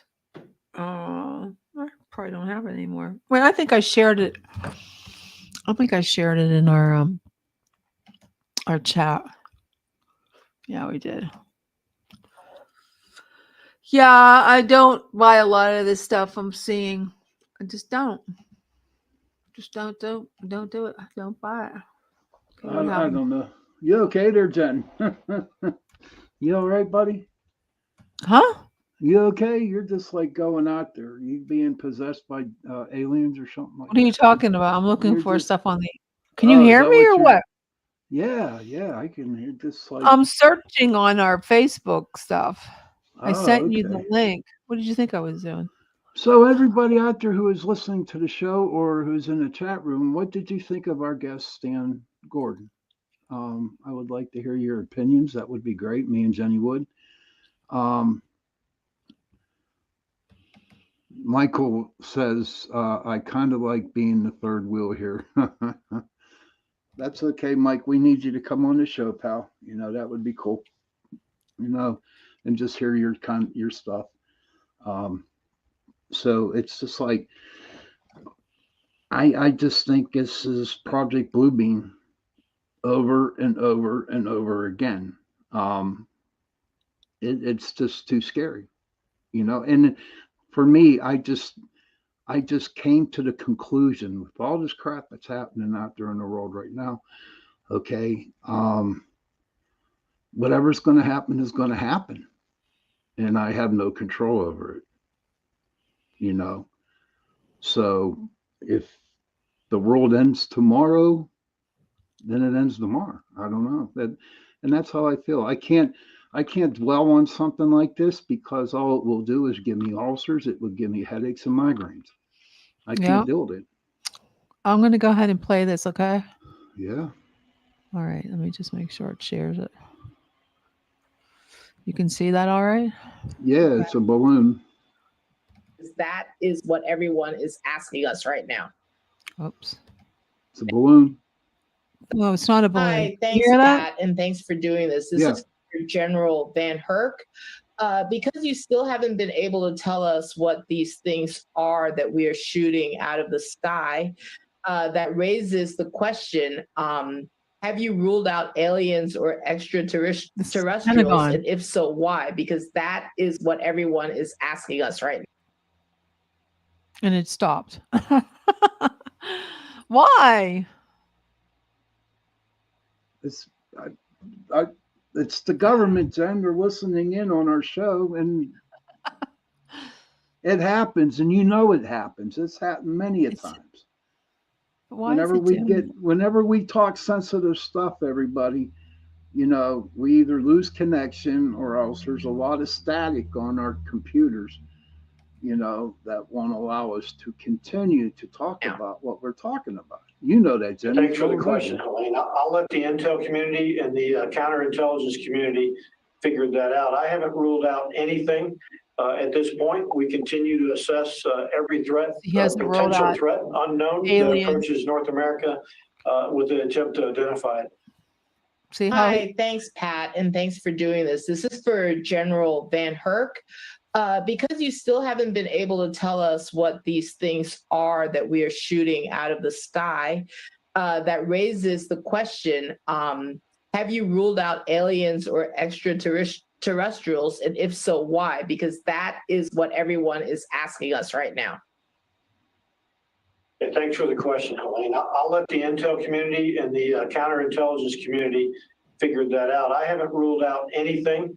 At this point, we continue to assess every threat or potential threat, unknown, that approaches North America with an attempt to identify it. so he hasn't rolled it Hi, out. thanks, Pat, and thanks for doing this. This is for General Van No, they Herk. didn't roll it out. Because you still haven't been able No. to tell us what these things keep are going, that won't we are shut up. shooting out of the sky, that raises the question, So they haven't rolled it out, and it won't shut up now. What is your opinion, Jen? Your honest to God, downright heartfelt opinion. Lately, in the beginning, I thought that we've been watching the TikToks and all these reports and all this stuff that came out. I thought, wow, this is great. Finally, it's going to come out. But then when I see that it's all correlated around things that they're trying to distract us from, I don't trust the government. I don't trust Biden. I don't trust anybody. And I personally don't think it's anything but just things that we never noticed before, because Trump said he saw, Trump didn't even know that there was like 3 balloons when he was in office. So I think it's just a false flag. I don't think it's true. I think it's all a bunch of BS. So that's what I think. Unfortunately, we're living in a time right now where they're trying to make a one, what do you call it? One new world order. So they got 2 more years to do it, because DeSantis or Trump will get in, and it's not going to happen. Yeah, I don't think it's aliens, and if it was, it'd be great. I would like to welcome. We've had so many different people that were on the show, like Travis Walt last week, about being abducted, and that they come in peace. And first of all, like I said, no alien craft is going to be shot down. They are too far advanced to be shot down. They would shoot us down first. Yeah. So, and then did you know that the one missile missed the thing in the sky? Yeah. It missed it. So that goes to show you what kind of, it's probably just, could be just China or Russia. We don't know. And what did the psychic said? He said we were getting into war with, I forget, was it Russia or China? So in China, they're buying up all our technology, which, our farmland, and they're buying all the land, and they're, why are we letting them buy the land, which is beyond me? Why are we letting them buy our farmland, Sean? I don't know. America, they should stop that right now. They should stop that somehow, Congress should do something. They should not be buying up any more of our farmyard. Did you see the movie Red Dawn? Did anybody out there see the movie Red Dawn? Yes, I did. And I they saw said they Red can Dawn. never. How do you know it can never happen? Because if they have our land, they can come here. They can build some kind of underground thing, base or something. We don't know. I don't trust the Chinese. I don't trust them at all. When they want, I mean, everything, all our products are made. I bet everything I have in my office here in my studio is made in China. Probably nothing is made in the United States. Nothing. Michael says it's to create confusion. Yeah, I think you're right because, and then a lot of people are saying they're coming out. They could be something to cover up what Pfizer did, and about how all these people who got the vaccine are not normal anymore. They're sick. Their spike proteins are so high, and they're trying to distract us from that because they're going to be in trouble. I mean, for what they did, Well, see, that's another genocide. thing about. I mean, come on. Right now, look, they had that the House meeting talking to those dudes from was it Twitter? I don't know if you saw any of that. No, I didn't. Why they were what's her name? The blonde. She was shadow banned, or they took off. Oh yeah. Twitter account. Yeah. And well, she was a little outrageous, though. But you have to say that. But no. But they were like checking out what the doctors are wanting to say about the virus. Or oh yeah, they can't. That should never happen. They should have let all the doctors speak. They should have never just. But it never happened. So all of a sudden they're having this big House meeting, right? And then all of a sudden we got UFOs up in the sky. Exactly. So everybody saw that tape with the CEO of Pfizer, and the one guy was undercover for I cannot remember anything. I'm gonna have to start taking notes. I think it's my senior moments. I'm having more and more of them. That they were undercover. They pretended he was looking for. They were on he was like a dating thing, and he got the guy from Pfizer to open up to him. The guy from Pfizer was a total idiot, and he just totally blew everything up. So yeah, I mean, I don't trust any of this, and that's funny. Like the one, something was. Wait, Michael says Project Veritas. Yes, Project Veritas. Thank you. And he got fired for that. Yeah, he did get fired. Good. I didn't even know that. Our own government knows exactly what it's doing to us just for power and control. Yeah, exactly. I mean, the lockdown was ridiculous. It was all about power. And we can't never let it happen again. And they're trying to do it now. Like, this is trust the government. I'm going to save you from the aliens. They're going to have a Project Blue Beam, and they're going to have all these, everybody's going to be outside. Just like at the end of if you saw the end of the Super Bowl, and it was kind of strange. We're having all these UFOs. And then at the end of the Super Bowl, they had the commercial for the UFOs. Did you guys see that? Did you see that, Sean? No, I didn't. Oh, wow. Just kind of funny. It's like at the end of the Super Bowl, and that's exactly what's coming on the airways. Michael says they can control the Q factor to keep us complacent. Yeah. They want you to think something major is going to happen, so they hold us down in place.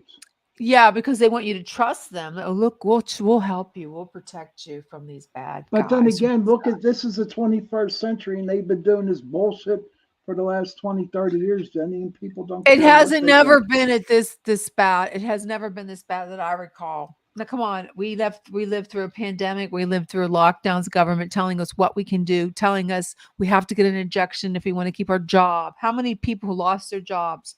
How many pregnancies were aborted? How many people died of blood clots from this stupid vaccine that they tried to cover up all the statistics, all the reports on VARs? No. The government is not your friend. Sorry.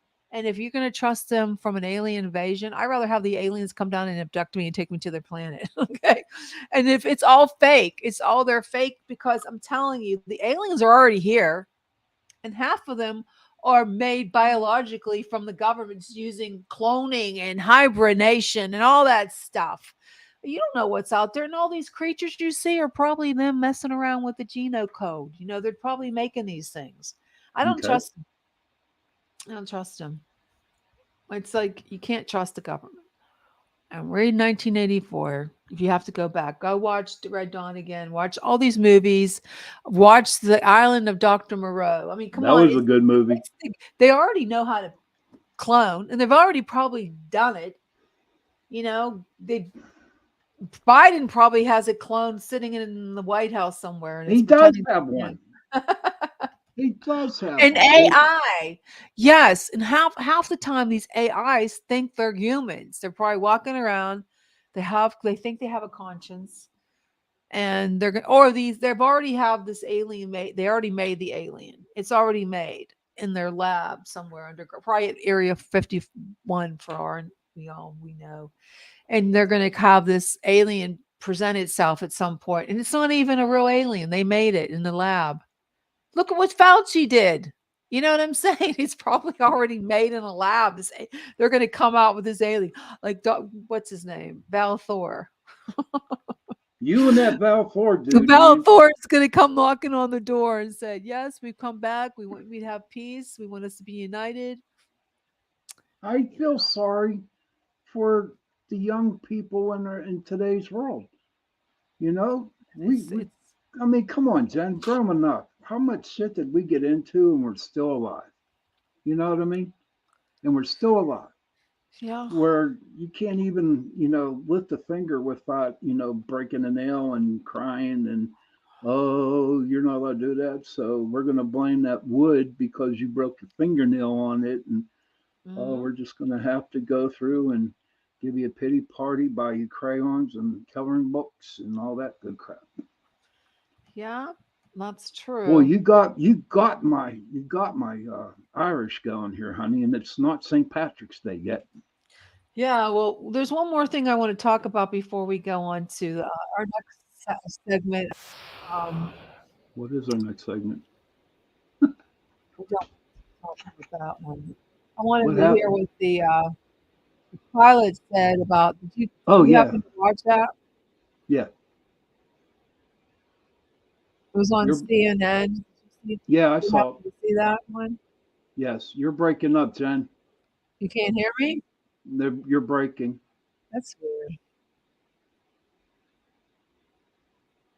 Yeah, it's weird. You're really breaking up. That's what I was trying to find something for you so you could hear what these pilots said on. I just want to show this real quick. I'm going to share my screen. That's probably because I was trying to play this TikTok. I'm not TikTok, YouTube. I'm having brain freezes, buddy. I got to take my ginkgo biloba. Okay. Can you see that screen yet?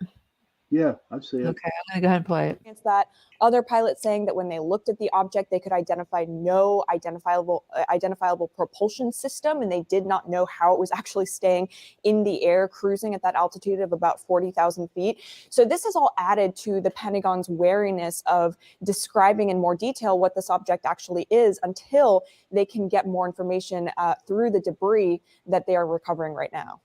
And what do we know about the efforts to recover the wreckage of this second object? It looks like NORAD just put out an email a short time ago, and it sounds like they're trying to recover it. They did. And what we were told yesterday is that the object was shot down over frozen water. So it landed on the ice, essentially. We don't know what kind of condition it's in, whether it is intact, for example, but recovery efforts have been launched. And according to the Defense Department, they have been able to recover a significant amount of debris. Now, notably, they still don't know what this object is, where it came from, or even what direction it was headed in, or what direction it came from. It is just all very murky at this point. But they do say that the FBI is going to be taking the lead on analyzing the debris. If that sounds familiar, it's because just last week we saw that another Chinese spy balloon, a Chinese spy balloon, because we don't know what this one actually is, was shot down, also being analyzed by the FBI. But right now, there are just so many more questions than answers, Jim. Yeah, and as the hours go on, it gets more and more mysterious. All right, Natasha. The one they shot down in Canada, it was kind of strange because they showed a picture of it, and I sent it to you. That was on Fox News. It was a cylinder one that they were talking about, and then that you don't see it anymore. They only showed it the one time, and it did not look like any balloon I ever saw. So, but I don't know. You get I don't know. That's all I'm going to say. I don't know. but is it fake? Maybe. Is it all made up? Maybe. I don't know. It's kind of weird. What is Anthony saying? Yeah. It wasn't. He said, Michael says it wasn't. Okay. It wasn't what? I trust Michael. It wasn't what? Fake? What, Michael? It didn't deflate. Well, this one wasn't a balloon. It was metal or some kind of, it wasn't made up of. It sort of looked like the thing from Star Wars. Okay. That's when I first saw it, I go, oh, that's not no balloon. So I don't know. Makes you wonder, is it fake? Is it not fake? Because you get torn. Is it fake or is it not fake? I don't know. But we're going to go on to the last 20 minutes or so and talk about Valentine's Day. Okay. My unfavorite. I'm not crazy about. Did you read that? So there's some places that are banned Valentine's Day. Yeah, I saw that. Yeah, what was it? Saudi Arabia Saudi banned. Arabia, yeah. Commission for Promotion of Virtue and Prevention and Vice restricts the sale of roses and anything red. Know why? Why? They didn't say why. True. Why are they restricting Valentine's Day? Maybe it's part of their religion. Who knows? I don't know. I love roses, but sometimes red roses remind me of death, of funerals. That's why I'm not really crazy about the red rose. I like pink roses, yellow roses, white roses. I hate red roses. It was funny. I picked up some flowers for my mom. That was nice. At my store. Yeah. And it was close to $30 for like 8 roses, man. I'm like, what the hell? Wow. You know what I mean? I didn't pay that much because I took some to the cemetery from my mom and dad. I mean, I don't know. You know what I like about Valentine's Day, especially at my job? And it's really, really funny. You have all these young guys in their 20s and 30s that have girlfriends or wives, and they want to cook them a dinner. Okay. And they just stand at the meat section and they're like so confused. And I'm so like, they're cooking the dinner. The husband's cooking the dinner, but they don't know what to buy. They don't know what to buy. So I end up giving them their whole recipe, their whole menu for the evening. Oh, that's nice. Yeah, I do. And then usually they do come back like a couple days later and say, thank you for that. She really enjoyed it. You know, there you go. It's funny. You should have your own show, the Butcher with the Cookbook. I don't know, but you know, it's just really neat to see how they're and I mean, they're serious about cooking dinner for their girlfriends or their wives, and just, you know, kind of makes me feel good because, you know, my son's in Indiana and I'm 60 years old, and you know, it's like helping out a youngster, you know, telling them what to do. Yeah, that's nice. I know the majority of females love filet mignon, and I don't understand why, because filet mignon. Oh, it's ugly. It's nasty, man. I can't deal with that crap. No, I mean, it's the leanest piece of meat on the cow. No, I want some fat on my meat. What's that? I want some fat on my meat. There you go. I'm going to tell our customers right now. It's juicier.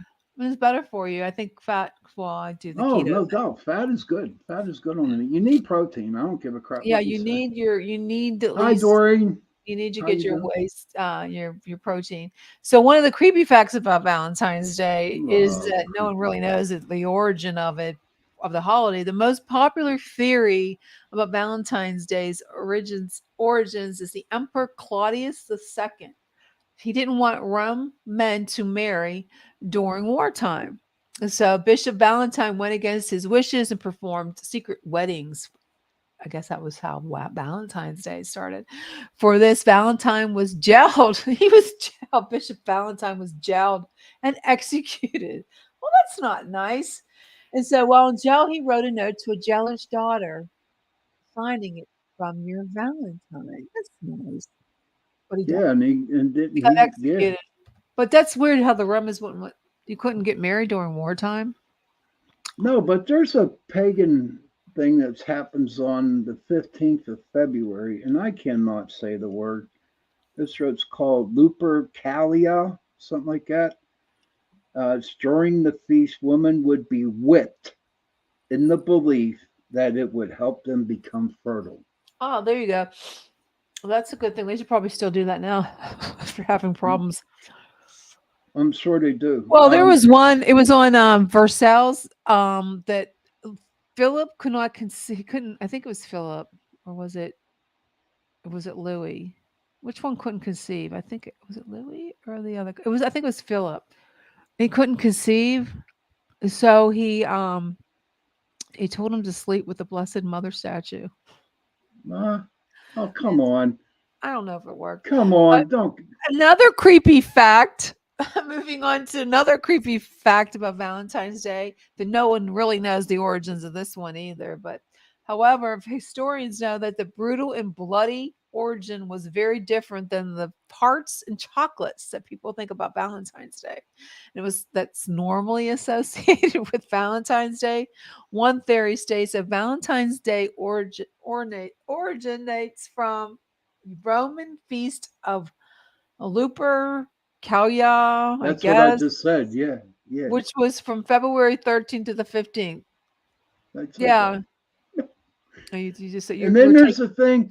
There's a thing too. Also with that, the women would put their names in a big hat, and guys would pull the name out, and the name that the guy pulls out, he has to be with her for a year. Well, didn't they do something like that at Renaissance Festival? Like they had some kind of thing like that going back to that. I don't know because I'm not really big into the Renaissance yet. All I know is that they have good turkey wings, and that's all I know. Turkey legs. But So check this out. Check this creepy thing out. The irony of King Henry VIII. On February 14, 1537, King Henry VIII declared Valentine's Day an official holiday. However, this brings us to the most ironic and creepy facts about Valentine's Day. King Henry VIII was famous for having many wives and then killing them when they didn't give him a son. there you Come go. on. Come on. How can it be? Well, it's really the man that determines whether it's a male or female. So it is usually the man should get killed. Oh, well, Yeah, but I'm just saying, that's a creepy fact. But that's my show on next week. good. This right at 10 o'clock on Into the Night with Sean Kelly. I'm going to good. talk about the origins of Valentine's Day. Well, yeah, that's because I like the one about the Valentine Bishop, but men spend 150. They said men spend about $150 on candy, and women just about 74. So I can guarantee it, they spend a hell of a lot more money on Valentine's Day than 150. there's something about that Guaranteed. little legend about a sparrow flying over the head of a woman. If Yeah. this is a sparrow, if a woman saw a sparrow flying overhead, she would end up marrying poor, but at the same time would be very happy. So money doesn't always buy everything. And if she saw a goldfinch overhead, she would marry a millionaire. Have I'm gonna you have to go have any look- I'm gonna go- goldfinches out there your No, but I'm area? gonna have to do some. I'm gonna have to do some bird watching. Do I have to buy some goldfinches and bring guess. them over to your house? Yes. Yeah. See what's this other one about? But And then the like first- I told you at the beginning of the show, the second one was being lonely about women mailing themselves candy and cards. And to me, Yeah, that's really bad. well, you saw that song with Miley Cyrus. I can buy Yeah. myself flowers. Right, but I can write in this. I don't need you. I can do it myself. right, but Buy do you yourself have flowers do for yourself. women have that attitude? Now It's they like, do. wow. A lot of women have that attitude now. I don't need a man for anything. People If you believe, go up to somebody, you go up to a woman and say, Happy Valentine's Day, your smile looks pretty. My God, they're just like on cloud nine. And I mean it. yeah, they I are. did it a couple times today. That's you know. nice. Because they're walking around the store and they're so damn depressed because they're lonely, and you just go up and say something nice and they're smiling and they're on cloud nine. So, Well, that was nice of you. okay, I'm glad. Because Another legend was the first, if an unwed woman or single woman, the first man that she saw on Valentine's Day would become her spouse. Oh my God. That's what's one good reason to stay inside.